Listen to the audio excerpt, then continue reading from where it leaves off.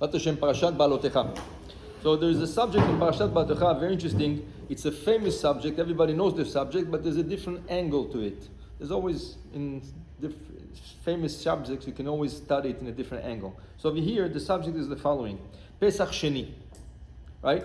The Torah says, Vayi anashim asher hayu tmeim lenefesh adam. In the camp of Am Yisrael, it's about to come Pesach, the holiday of Pesach. We have to do Korban Pesach. And there was in the camp people, right? They were impure. Temeim lenefesh adam.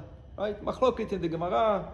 Who were they? Is it Mishal and Tzafan? They carried the bodies of their cousins out of Kodesh HaKodeshim, not the Nadav Avihu that got burned. Is it the Nosei Arono Shel Yosef, the ones carrying the Aron Shel Yosef? Is it some people that were impure, right? Right now it doesn't make a difference. There is impure people. Pesach is coming around the corner, and they come. Vayikrevu lifnei Moshe v'lifnei Aaron. They come to Moshe Aaron, and they say, Lama nigara? Why should we be different? Why should we miss out? What do you mean miss out? You're impure, right? So according to the ones that said they carry Arono Shel Yosef and they carried Nadav Avihu, okay, we understand. They were asked to do a mitzvah, and because of the mitzvah, they cannot do now the mitzvah of Korban Pesach. So they come with a complaint. What do you mean? I didn't want to do that.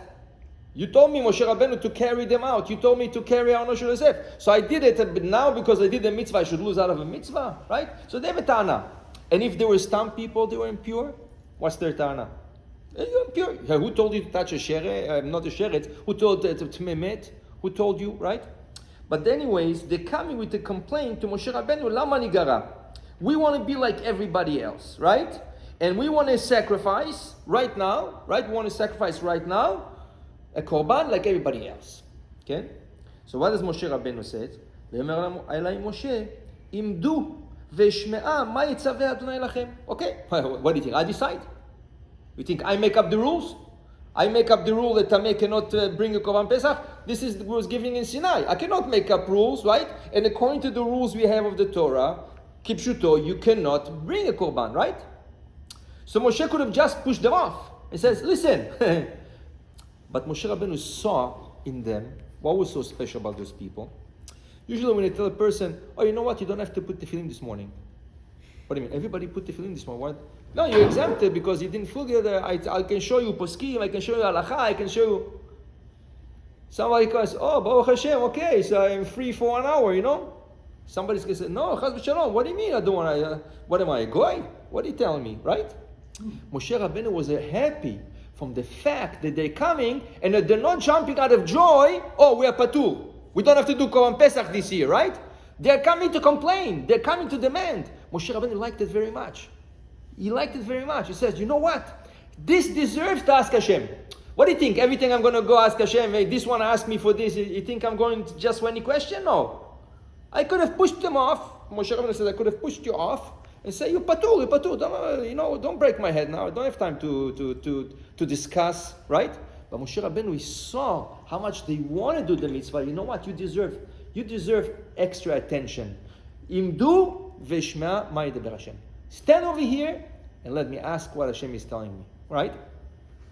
Rashi says on that,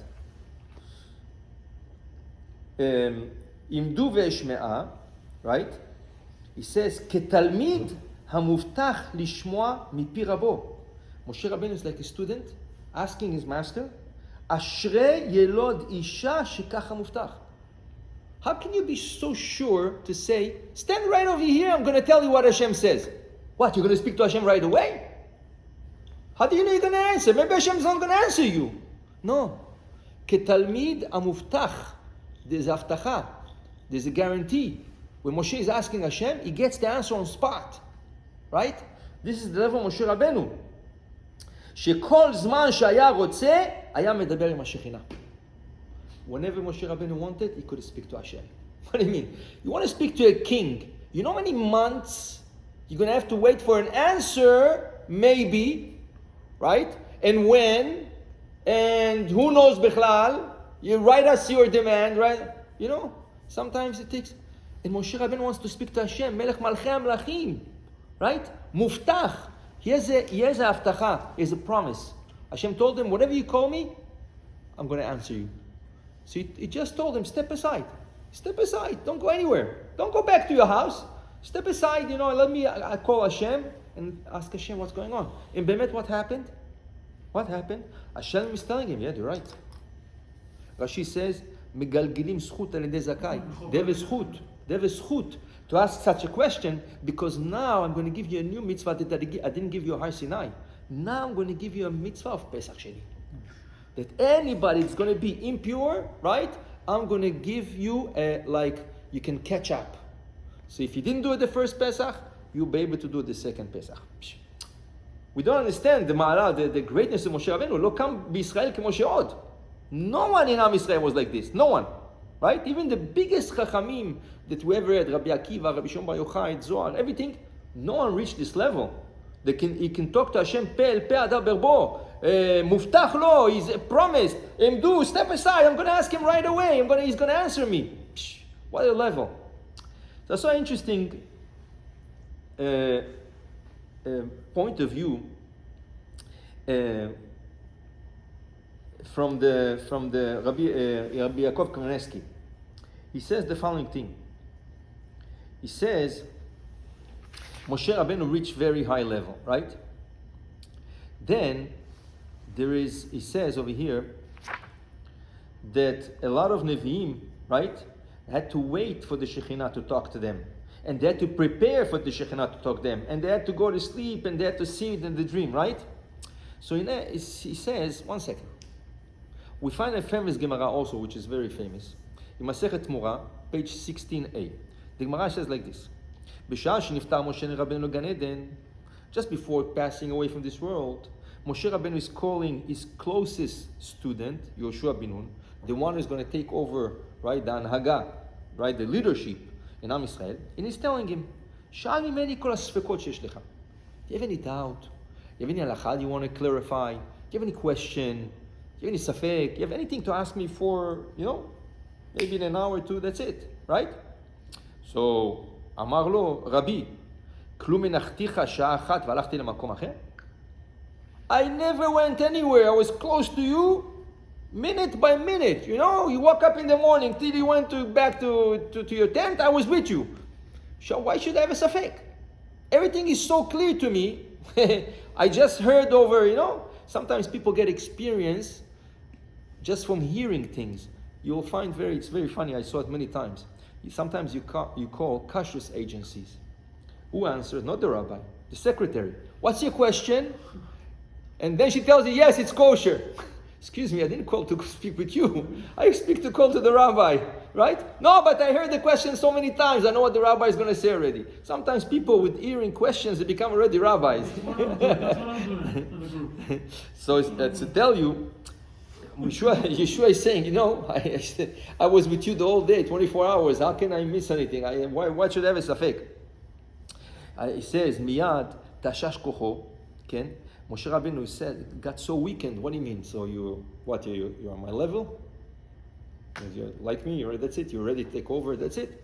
And it says, therefore, nishtakhu meno gimel elef halachot. 3,000 halachot he forgot on the spot. And v'noldu lo 700 sfekot. 700 doubts in halacha. Just because you said that to Moshe Rabbeinu. What? I know everything. I know. What am I missing? I have no doubts. Why should I ask a question? What do you mean? So he's so great. Moshe Rabbeinu, just before leaving this world, in Parashat Beaalotekha-Ask, he says, Hashem, ata achilota la'arot et avdecha et godlecha. For 120 years, I just began, achilota, le'atchil, itchalti, le'arot et avdecha. I just begin to see the light of you, to understand a little bit. Comes Yeshua says, I know everything. Moshe just says, I just begin. Right? And you telling him, you know everything? So this is what happened. So Rabbi Yaakov Kamenetsky has a question, which is a very good question. What do you mean? If you'll ask Moshe Rabbeinu, forget about Yeshua.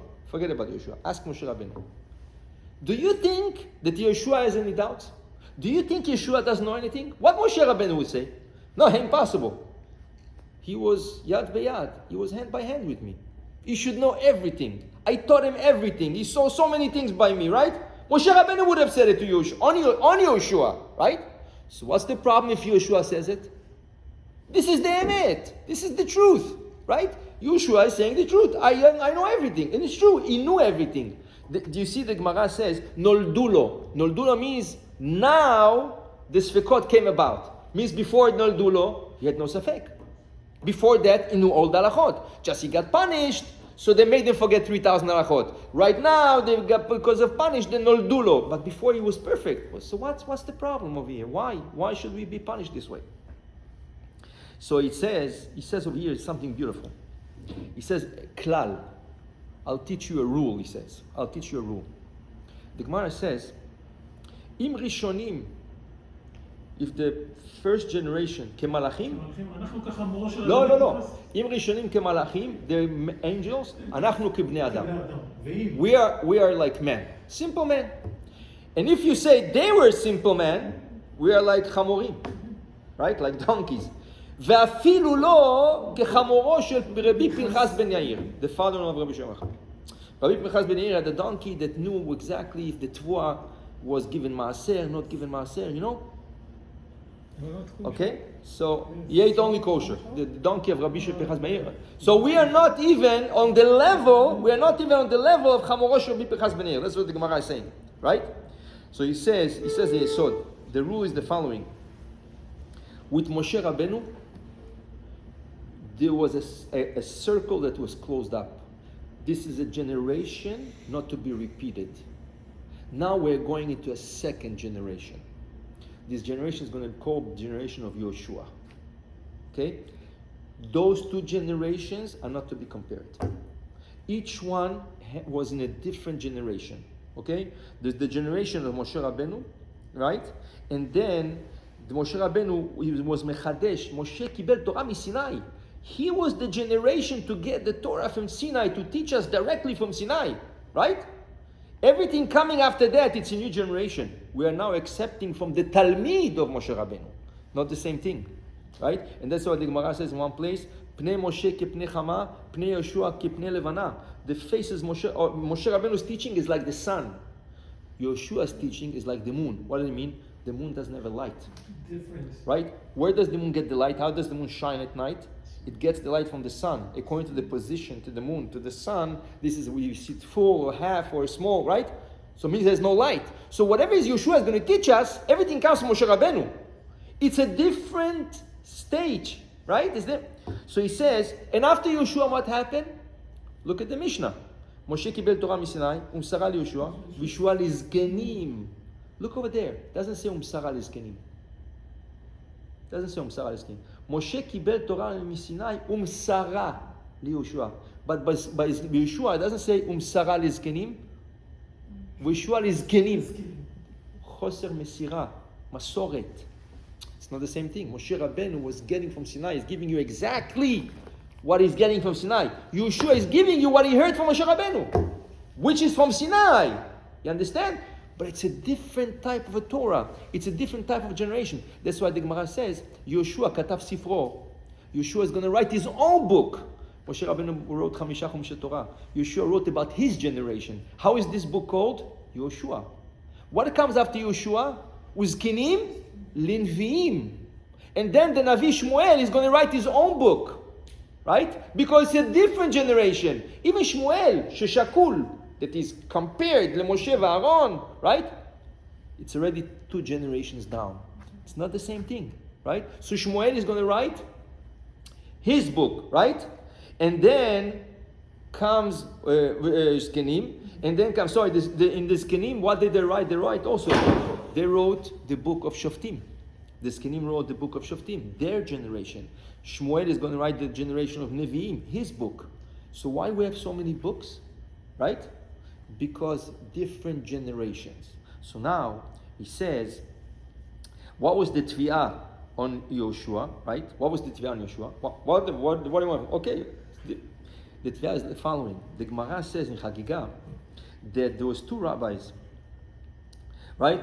Rabbi Yochanan ben Beroka ורבי אלעזר בן חיסמה שהלכו להקביל פני רבי יהושע בפקיעין. רבי יוחנן בן ברוקה ורבי אלעזר בן חיסמה, they went to Pekin, right? To Rabbi Yoshua.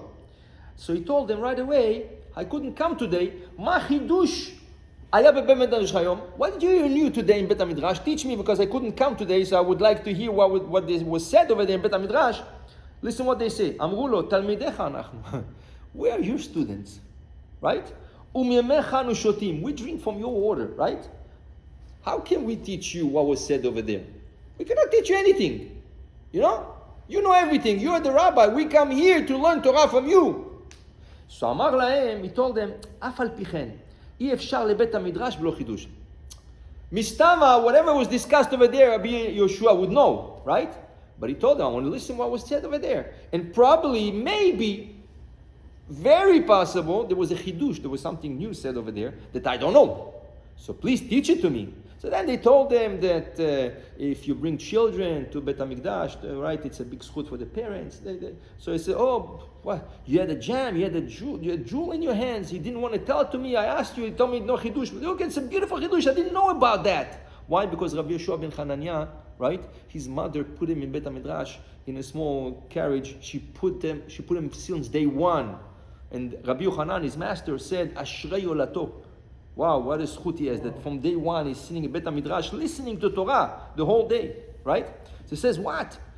Now my mother, you know how much sachar she's going to get for me? For all those times she brought me to Bet HaMidrash to listen to Torah, he was happy. He was happy to listen, right? Says Rav Yaakov Kamenetsky, he says, this should have been the approach of Yoshua to Moshe Rabbeinu. He should have said, Moshe Rabbeinu, you're asking me if I have a doubt. Moshe Rabbeinu, teach me.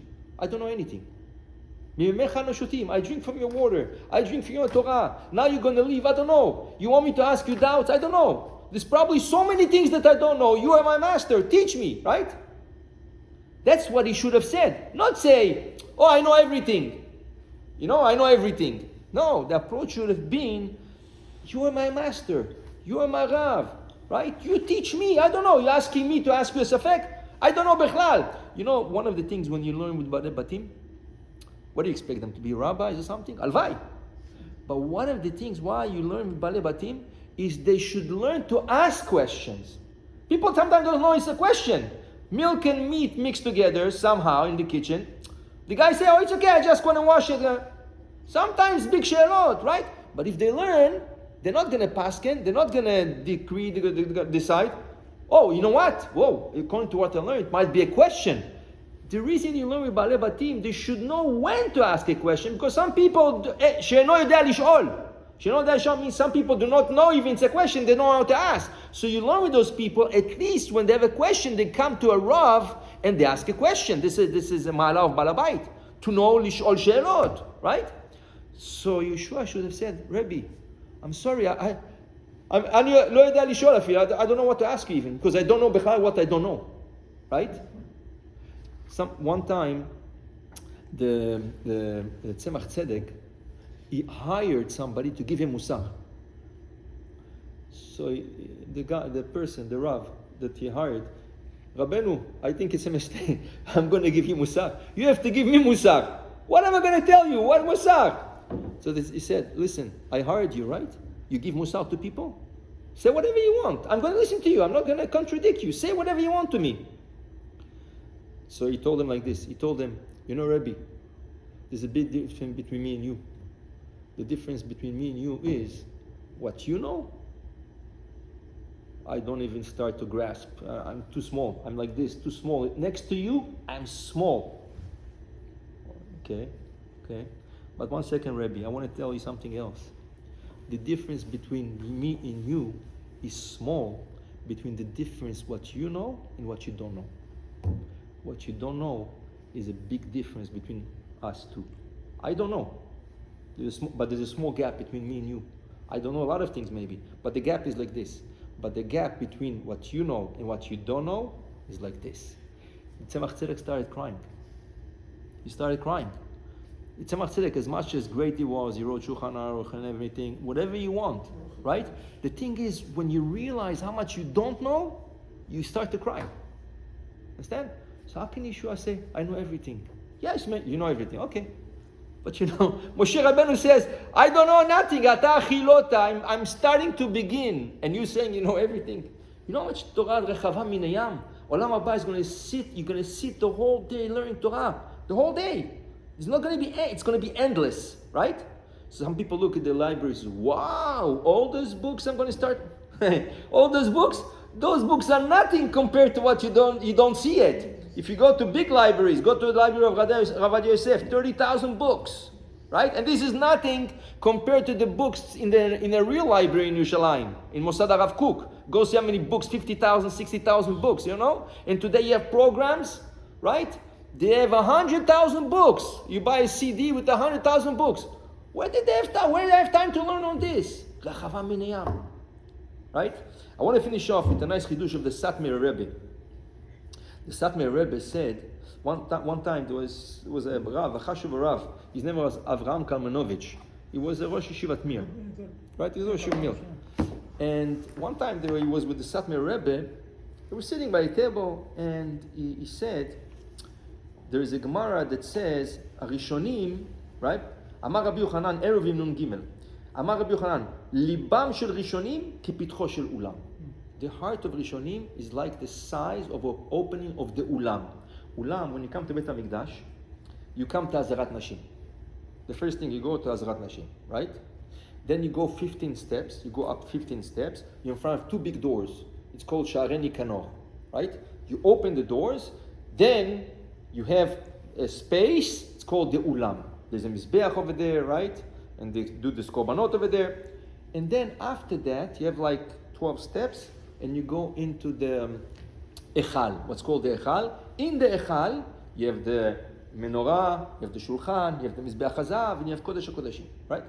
The Gemara is saying in Eruvin, Liban shel Rishonim, the heart of a Rishon, like the Rashba, the Ramban, the Meiri, all those Rishonim, Liban shel Rishonim, right? And for us, this is the Rishonim, but they are speaking about the Rishonim of the Gemara.